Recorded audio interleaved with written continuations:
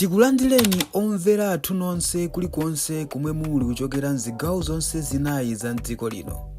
Dziwani kuti ife Dreams Media timakunyadirani kwambiri chifukwa munapanga chisankho chotsatira ife kuti tizikupatsirani zonse zomwe zikuchitika mdziko muno. Losintha kayendetsedwe ka CDF tili modzi mpulogalamu ya lero ya Tiuzeni Zoona. Ine ndi Chisomo Chingwalu. Nkhani yaikulu kwambiri ndimene yokhudzana ndi bungwe lanu la CSAT ntchito zake komanso kwambiri tikutsamira pa nkhani imene yokhudzana ndi bilu yopanga amend Constituency Development Fund imene inabwera ku nyumba ya malamulo ndipo aphungu ayidutsitsa avomereza bilu imeneyi. Tiyambire pamenepa kuti bungwe lanu la CSAT tikati CSAT-iyo ndiye kuti chani? Azikoma kwambiri ndipeleke somoni mwina kwa amene akutimvera. Tikati CSAT ndiye kuti mwina pa Chingerezi ndikanena kuti Center for Social Accountability and Transparency. Mwachidule ndi bungwe limene limaonetsetsa kunena kuti mwina boma adindo akuchita zinthu poyera.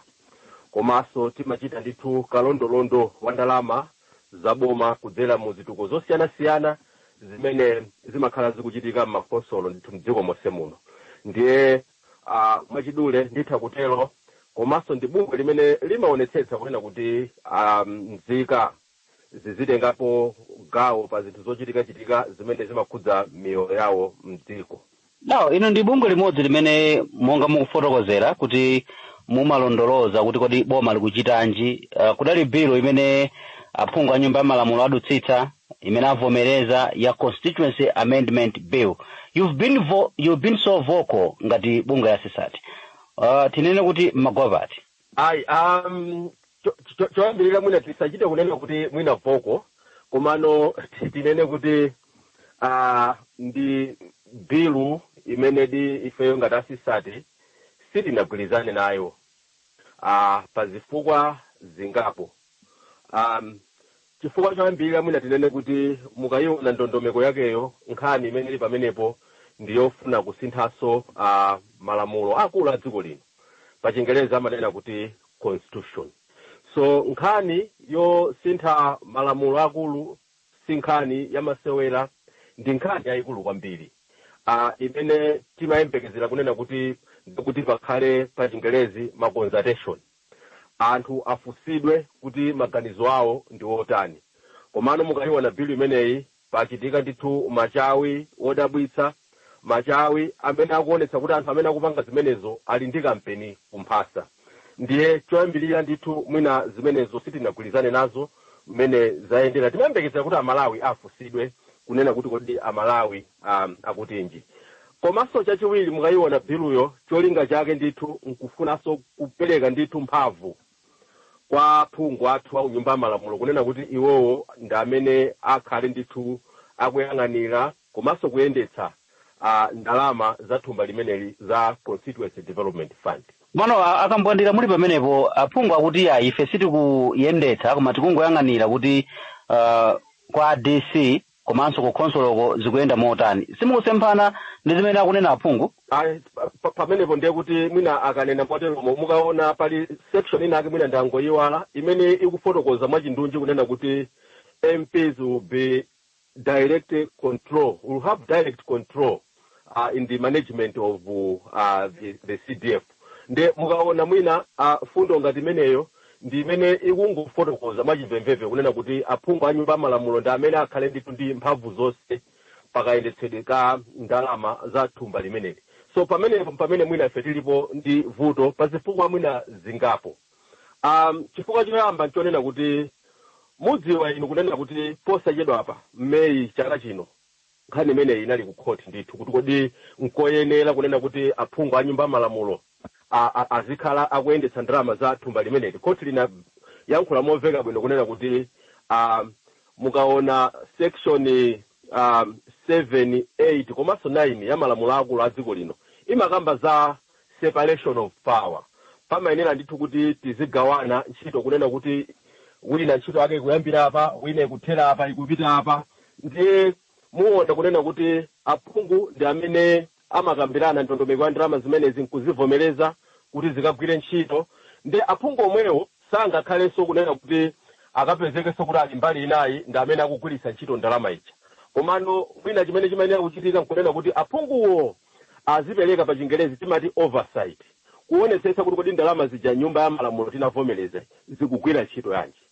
Ndalama zija tinanena kuti kumangidwe msewu, kodi msewu wamangidwa ndi msewu otani.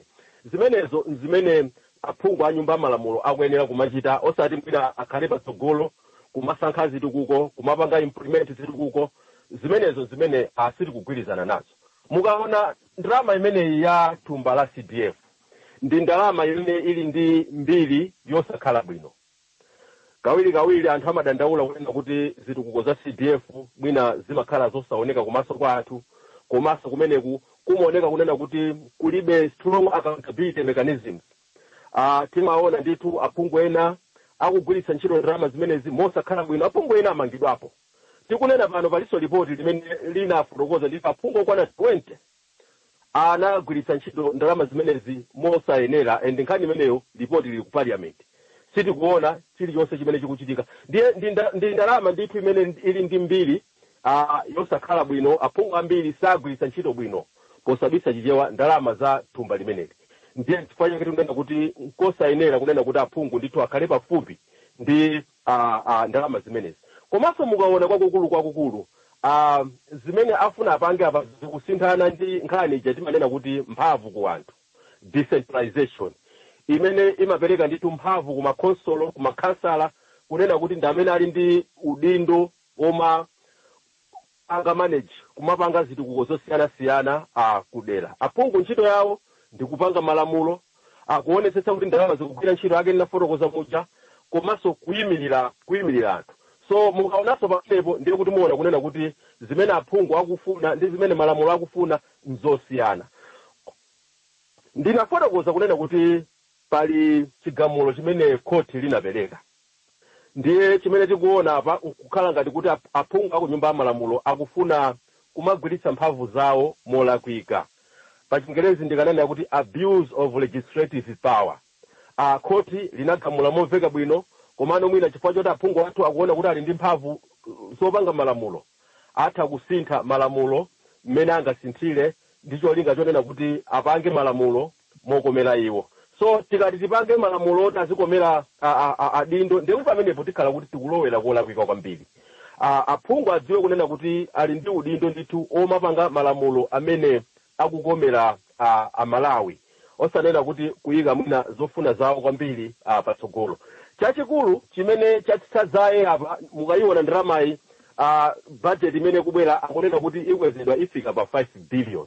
Nkhani yayikulu tisabise ndi imeneyo ndithu kunena kuti 5 billion ndi ndalama yochuluka kwambiri, mwina itakhala kuti tiziyang'anira ndife, ndiye kuti ndalama imeneyo mwina aphungu ambiri akuona kuti atha kupindula nayo. Mwatsekulayi ndi Zodiac Broadcasting Station, ZBS. Kumano mukabwera pa nkhani imeneyi awire kamukandira yakuti aphungu akugwiritsa ntchito mphamvu zawo posintha malamulo kuti zakomere.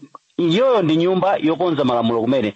Tikanena yoncho sikuti tikuwalakwiranso aphunguwa chifukwa tawalemba ntchito Amalawi adapatsa mphamvu zimenezi zokuti adzikonza malamulo, ndi akunenanso maka pa biro imeneyi kuna kuti ayi malamulo amene bwalo lidagamula ndi imene idapitayo, koma apa chifukwa kuti ndondomeko iyi sidali m'malamulomo, ndiye mafuna kuti atsatire zimenezo kuti azike malamulo. Sitikuwalakwira aphungu pomakhala tikukanga tikwalo zazala. Aphungu sitikuwalakwira. Aphungu sitikuwalakwira. Nafotokoza kale kunena kuti aphungu adziwe kunena kuti ali ndi udindo opanga malamulo amene akukomera anthu. Koma mukaliona amene lamulo lakulipangira ndi lamulo limene akufuna kuti likomere iwo yeni. Nchifukwa chake mwina munavaponso kunena kuti aphungu ambiri amanena kuti sitikufunanso kunena kuti makhansala akhale pafupi ndi ndalama zimenezi. Koma mukaona malamulo omwewo ngakhale timati Local Government Act imapereka mphamvu ndithu ku makonsolo kunena kuti ndi amene ali ndi udindo oyang'anira ndalama zimene zimapita kumeneko. Komanso ndimafuna titsindike kunena kuti mdziko muno kuti tilikale ndi malamulo oyendetsera chuma, Public Finance Management Act, imene inasinthidwanso mu 2022. lamulo limeneli ndithu limaperekaso mphamvu kumakonsolo kunena kuti ndi amene ali ndi maudindo oonetsetsa kunena kuti ndalama zaboma zikugwira ntchito yake moyenerera. So tikuti tibweretsenso kunena kuti aphungu akhalenso ndi mphamvu zomayang'anira ndalama, ndikuona ngati kuti pamenepo tikhala kunena kuti tikulakwitsa. Imeneyo si ntchito ya aphungu. Aphungu ntchito yawo ndi kupanga malamulo. Aphungu ntchito yawo ndi kuonetsetsa kunena kuti ndalama zimene avomereza zikugwira ntchito yake, nthambi zaboma zikugwira ntchito yake moyenerera. Imeneyo ndiye ntchito ndithu ya aphungu. Ndiye tisatenge chifukwa chonena kuti tili ndi mphamvu yonena kuti titha kupanga malamulo, ndiye kuti titha kupanga lamulo lina lililonse lonena kuti litikomere. Tiyeni tipange malamulo amene akhale okomera Malawi. Chifukwa zimene zikuchitika papa tsopano mwina pa Chingerezi nkananena kuti we are trying to constitutionalize corruption. Chifukwa chonena kuti thumba limene mungaliona ndi thumba limene lili ndi mbiri ndithu lakatangale. Ndesi mungatenge thumba limene lili ndi mbiri yakatangale nkunena kuti tsopano thumba limene lija likhale lovomerezeka ndi malamulo akulu a dziko. Kumeneko nkulakwa kwambiri. Mukaziona ndalama zimene zikutchulidwazi ndi ndalama zambiri. Ndiye kuti tikunena kuti tikutenga ndithu about 1.1 trillion kuti aphungu azigawana, eni ndalama imeneyo ndi ndalama imene tikungoyika mwina mu chitini chimene chili choboka. Ndiye kuti tikatero ndiona ngati kuti sitikukonda dziko lathu. Mukati tikupanga legalize corruption mutanthauzanji popeza kuti nawonso makansala koma kapena ulo kwa DC kumene ndi anthu monga mene mukambira they can be complicit of corruption. Yeah, tikanena kuti tikupanga constitutionalized corruption. Ndikutanthauza kunena kuti nafotokozaso moveka kunena kuti thumba la CDF ndi thumba limene lili ndi mbiri yoyipa, ndi thumba limene ndalama zake sipakhala accountability, ndi thumba limene it's heavily politicized, ndi thumba limene mukamaona ngakhale kagulidwe kake kakatundu sikakhalaso kutsata ndondomeko zimene tinayika zakagulidwe kakatundu. Mukamaona madera ena tikapita umaona kunena kuti phungu wakudera kumene kumwachita kumanga warehouse akugula yekha katundu uja nthawi zinaso mwina chifukwa chonena kuti ma ADC aja angoyikamo anthu ochoka kuchipani angowasayinitsa zinthu zimene sakudziwa. Ndiye ndi thumba limene lili ndi mbiri yosakhala bwino. Ndiye tisatenge thumba limenelo tsopano kunena kuti zizikhala ngati tikulipanga reform pamene tikupanga ngati kuti katangale mwina akhale ovomerezeka. Zimene zikufuna kuchitika pamenepa ndi zimenezo.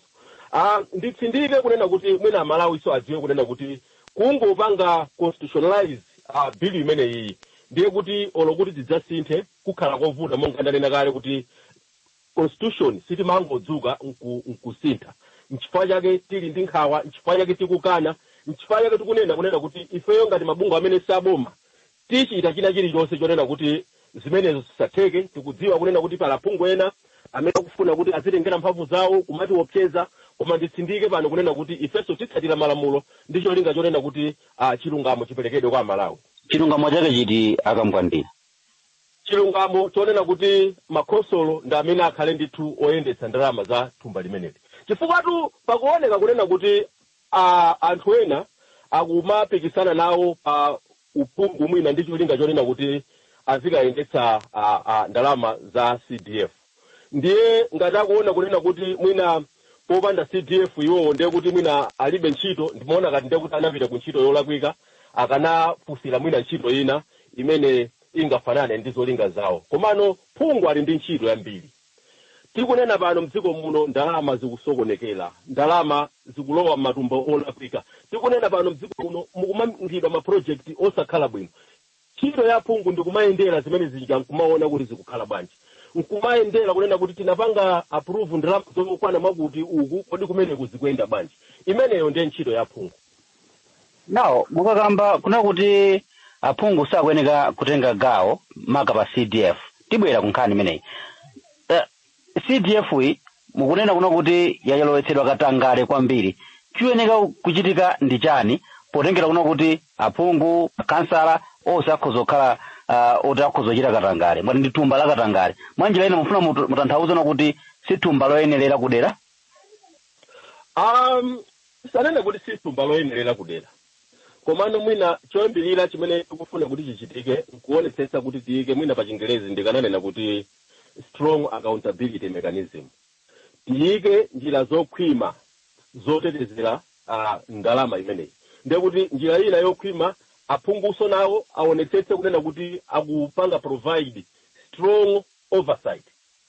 Chifukwa achingwalo choti mudziwe inu ngati bambo simungapite kunsuma, mwapita kunsuma mwabwera ndi chimanga, inu nomwe ngati bambo mupite kuchigayo nokha mukakaye, muchoke kuchigayo mufike pa nyumba mutunge madzi kenako muphike chakudya. Ndikuona ngati tikuyenera kumagawana ndithu ntchito zina ndi za mayi.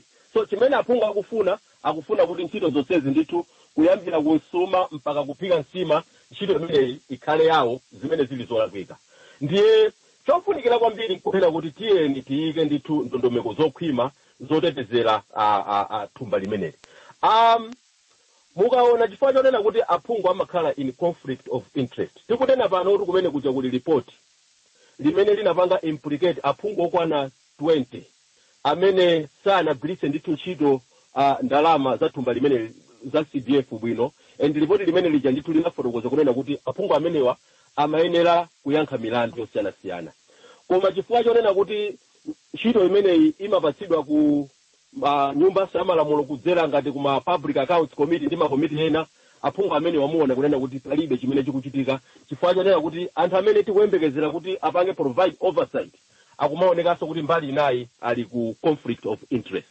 Ndiye nkofunikika ndithu kuti aphungu agwire ntchito yawo, ntchito ina iperekedwe kwa anthu amene akuyenera kumagwira ntchito zimenezi. Mwatsekulayi ndi Zodiac Broadcasting Station, ZBS. Tikakamba kuna kuti aphungu asamayang'anire kapena maka aphungu asamatenge gawo lalikulu kwambiri pa ndondomeko imeneyi ya thumba la chitukuko cha kumudzi, koma ndiwo watu amene tikuti akupanga malamulo okhudzana ndi thumba limeneli, ndiwo wanso amene akuonjezeranso ndalama zimenezi.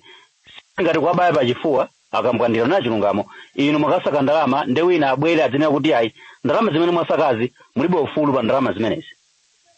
Ayi, ndekuti nchifukwa kutenda kuti ngati kuganiza kwake kukhale kumeneko, ndiye kuti muona kuti ndikuganiza kumene kukutsogozedwa ndi yera. Aphungu ali ndi udindo pa CDF. Sikunena kuti aphungu alibe udindo ene uliwonse. Udindo wa aphungu pa ndalama za CDF ndi kupereka oversight, kuonetsetsa kunena kuti ndalama zimene zikupita kuma console, ndalama zimene zikupita kuma constituency, ndalama zimene zikugwira ntchito yake ndithu moyenerera. Komano si udindo wa aphungu kunena kuti azikhala nawo basi nkumasankha chitukuko, kapena azikhala nawo basi nkumapanga direct implement ma project a CDF. Kumenewo ndi udindo wa kansala. Mwina pamenepo mpamene sitikuvana achingwana, pamenepo mpamene pakuoneka ndithu kuti ikulimba mkandilo, pamenepo mpamene akuona kuti aphungu akuona kuti ifeyo tufuna kunena kuti nafeso tizikhala nawo ndithu kumene kuja tisankhe nawo chitukuko chakudera, tikakhala kumene kuja tipange nawo implement tione kuti chitukuko chikuyenda bwanji. Komano umenewo si udindo ndithu wa phungu wa kunyumba malamulo. Ndi nkhani imene ku nyumba ya malamulo ikuna kuti si kukata, chifukwa msabata iso anatsutsa maka ntchito zina zimene bungwe limene inu mukhala ngati kuti mumalika kumbuyo kwambiri la maga ntchito zake kuti likumalowerera ntchito zimene imeneka ligwire ndi unduna wa maboma ang'ono. Inunso simukulowerera zimene zakambwandira? Mwina ndisayankhe kwambiri kumeneko, komano chimene ndimafuna ndinene nchonena kuti mwina pasakhale kuopsezana kwina kulikonse. Iwo aja ali ndi zawo zimene akunena, ife tili ndi zathu zimene tikunena. Mwina ngati sitikuvana ziliponso nthambi zina zimene zimathandizira kunena kuti anthu avane. Nchifukwa ife tinalola iwo aja kunena kuti akambirane bill imene ija, koma tikudziwa kunena kuti ifeso tili nako kopita kumene tifune kunena kuti akatiunikire kunena kuti kodi zikuyenera kukhala bwanji.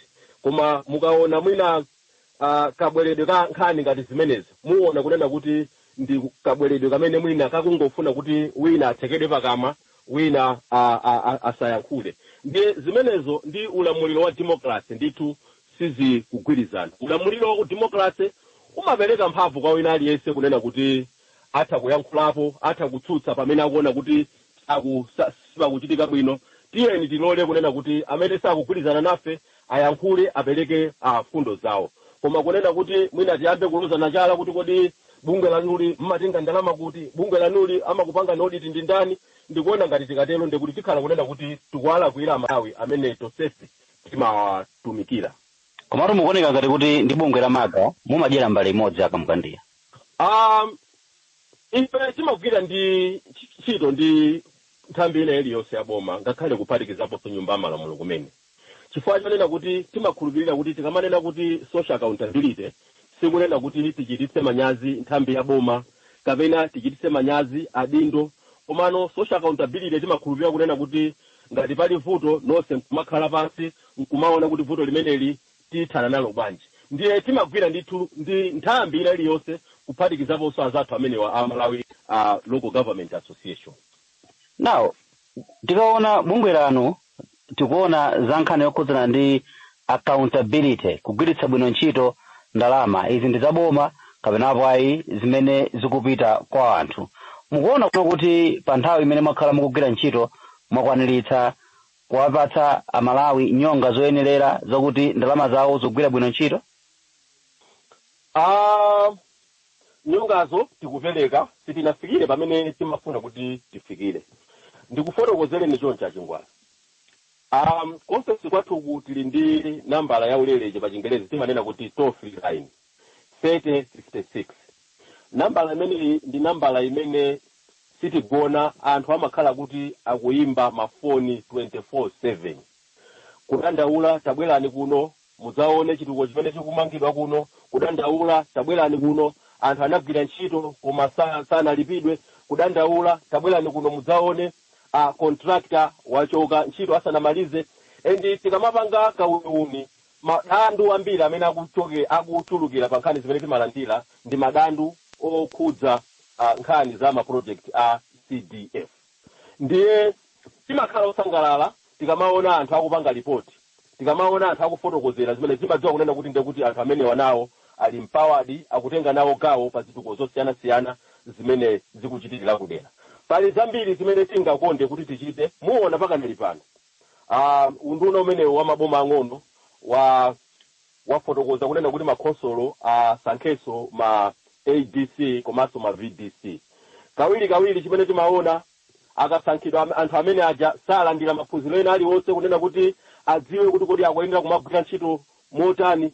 Imene imakhalaso ntchito imene ngati asisa ndi mabungwe ena timagwira kuwaphunzitsa kunena kuti kodi project ya boma imayenda bwanji, katundu wa project ya boma timagula bwanji, kodi udindo wanu ngati ma ADC ma VTC ndiwotani. Chifukwa ma ADC ndi ma VTC aja ali ndi ntchito ndithu yayikuluso ma community yoonetsetsa kunena kuti zitukuko zimene zikuchitika kumeneko ndi zitukuko zodalirika, ndalama zikugwira ntchito yake. Ndiye kuti tifikire koseko ndi zinthu zoti zimafuna ndithu ndalama zochuluka. Ndiye ndi ntchito imene tikugwira koma sitinafikire chifukwa chonena kuti mwina nthawi zina ndalama zimadzakhala ngati vuto. Koma tilosangalala kunena kuti tikugwira ntchito yabwino, tilosangalala tikamaona kunena kuti ma communities akuoneka kunena kuti they are now feeling empowered. Timaona ndithu kuma community kwina kumayitanitsa adindo ngakhale makhansala ma MP kumene kunena kuti tabwerani mudzafotokoze kuti apa kuti zinayenda bwanji. Zimenezo zimene tikufuna ndithu achingwali kuti mdziko muno zizichitika. Ende ndimafuna nditengerepo mwayi kunena kuti tiauza Malawi kunena kuti azindikire kunena kuti bill limeneli kuti ikhale lamulo ndiye kuti ndi mavuto ku zitukuko za CDF. Akambodira mukamakamba nkhani imeneyi tinene kuno kuti mwanjira ina mukuvomereza tsopano kuti ngati bungwe simudafike poyenererapo simukukwaniritsa chifukwa mukakamba zakatangale ndiye kuti kuno ku Malawi akuoneka kuno kuti anakhodzokera. Mwanjira ina katangaleyo akuvuta kuti inu opsa mabungwe omwe panokha kuti mulimbane naye. Mukufotokoza bwino ndithu. Katangale wafika po kwambiri. Sinde kuti mwina amene tikunena kuti tikachotsa ma MP asama sankhe zitukuko asamatani ndiye kuti tikhala kunena kuti titathana ndi katangale. Kunena kuti tithane ndi katangale zitengera ife a Malawi eni. Sitithana ndi katangale chifukwa chonena kuti tili ndi bungwe lija la Anti-Corruption Bureau. Sitithana ndi katangale chifukwa chonena kuti tili ndi nthambi zina. Koma tithana ndi katangale ngati a Malawi afike ponena kuti azikwiya akapha kunena kuti wina wake wabandalama zawo. Ngati a Malawi azipita kukhoti kuja akapha kuti wina akakuyankha mulandu wobandalama nkukapita kumene kuja nkumanena kuti tione kuti mulandu umenewu ukutha bwanji. Ndikanakonda ndithu kuti ngati a Malawi tizichita ngati muja tinazachitirako 2020 mulandu wa chisankho tonse tikumapita ku koti kuja nkumakaona kuti kodi munthu amene akuganizidwa kuti anaba ndalama zathu mulandu uja ukuyenda bwanji, chilungamo chikuyenda bwanji. So nkofunikira ndithu kunena kuti aliyense atengepo gawo, ende mukandifunsa kumeneko sitinafikeko.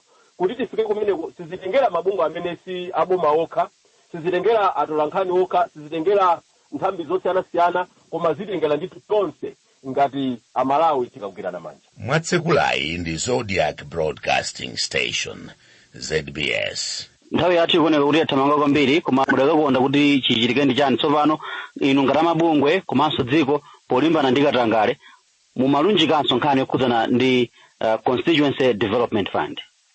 Ya, mwina choyambirira ndinene kuti tikudziwa kunena kuti aphungu athu ndithu biwija avomereza anakambirana palibe amene anakana, ndiye chimene chatsala ndiye kuti ndi mtsogoleri wa dziko lino kunena kuti asayinire ndithu kuti bill imene tsopano itha kukhala lamulo. Ndiye timafuna tipemphe kunena kuti a president athu ndithu asasayine bill imeneyi, si bill yabwino, ndi bill imene ikusemphana ndithu ndi nkhani za ulamuliro wabwino. Asasayine bill imeneyi, koma ndimafuna nditsindike kunena kuti ngati mwina tingaone kunena kuti bill imeneyi ndithu yasayinidwa kukhala lamulo, ndiye kuti ife tsopano tikhala wopanda option tipita ku court kunena kuti azathu aku court tsopano akatithandizire. Pa nkhani ya katangale ndimafuna ndingowapempha Amalawi kunena kuti katangale amakhudza china chilichonse cha moyo wathu. Ndalama zimene zimaperekedwa kunena kuti tigule mankhwala zikuthera ku katangale, ndalama zimene zikupita ku maphunziro zikuthera ku katangale, ndalama zimene zimayenera kugulira zipangizo za ulimi zikuthera katangale. Ndiye tiyeni tonse titengepo gawo, tisasire ICD okha, tisasire mabungwe amene si aboma okha, koma tonse tiye titengepo gawo. Tizikuita ndithu tikamva kunena kuti wina wake waba ndalama zathu, tizipita ku khoti kuja tikamva kunena kuti wina wake akuyankha mulandu woti anatibera ndalama, mpaka titaona kunena kuti chilungamo chake chayenda bwanji. Ndimafuna ndime pamene pa chingwalo zikomo kwambiri. Are you transparent yourself as CSAT? Are you transparent? Very transparent. We are very transparent. Palibe mavuto ena aliwonse. Mwina chifukwa chonena kuti tangolowa mu nyengo yolakwika, anthu ena atha kutionera mwina, koma ntchito imene tikugwira ndikhulupirira kuti ndi ntchito yokomera Malawi, ndi ntchito yothandizira zimene atsogoleri athu akufuna. Ndiye chofunikira kwambiri nkuonena kuti tiyeni tonse tigwire ntchito limodzi. Timabwereza kunena kuti social accountability is not about policing, it's not about exposing public institutions, but it is about collaborative engagement, working together for the benefit of our people. Ndikuthokozeni kwambiri Awire Kambwandira dali limodzi program ya lero ya Tiuzeni Zoona. Zikomo kwambiri ndathokoza wawo.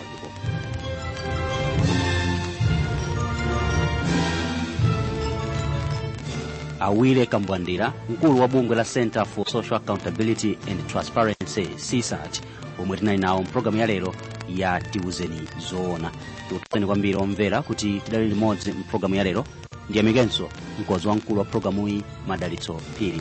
Pamakina tidali ndi Elvis Chatsunda Banda. Ine ndi Chisomo Chingwalu. Kufikiranso sabata ina mwakoma nonse. Tikuyamikeni komanso kukuthokozani popanga chisankho chokhala pamenepa kumvetsera komanso kuonera zomwe takubweretserani. Chomwe tingakupempheni choti ngati muli alendo pamudzi pano tapangani subscribe, chifukwa mukatero inu ndife tidzendera limodzi kuyambira lero mpaka na masiku omwe akubwera kusogoloko. Timabweratu ndi nkhani zochokera ngodya zonse zinayi za mdziko lino, kotero kuti inu simukuyenera kuti mukhale kunja kwa nkhani zimenezi. Tapangani subscribe, like, comment komanso share kuti tikhale limodzi mu ulendo umenewu.